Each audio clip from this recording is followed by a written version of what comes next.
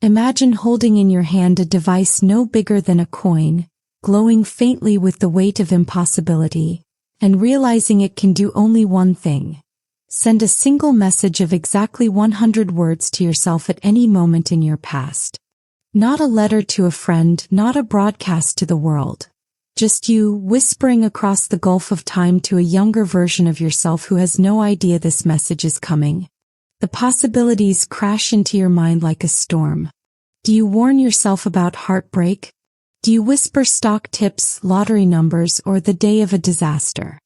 Every word becomes priceless. Every sentence a careful balancing act between power and consequence, because too much detail might break the flow of history, and too little might leave you wondering if the younger you would even understand.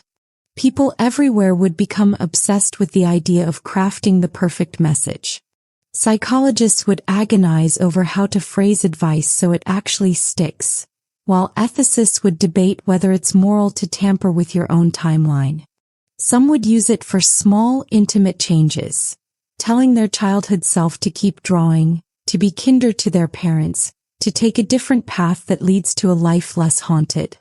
Others would gamble everything, rewriting entire futures with ruthless precision, carving a destiny where every mistake is erased before it's ever made.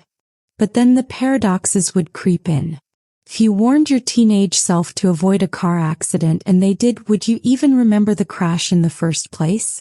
If you sent a message with the secrets of immense wealth, would the very person who wrote it still exist in that rewritten future, or would they vanish into a timeline that no longer needs them? And imagine the emotional weight, opening your eyes one morning to find a mysterious note etched into your journal.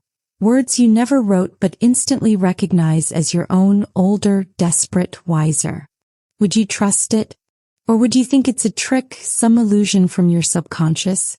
Governments and corporations would fight to control this power, trying to weaponize it, but in the end the truest battles would be personal. The tug-of-war between regret and hope, between who you once were and who you might still become. And when your finger hovers over the send button, staring at those final 100 words, the silence of the universe pressing in, you'd realize the most frightening part of all isn't what to change in the past. It's living with the future that follows.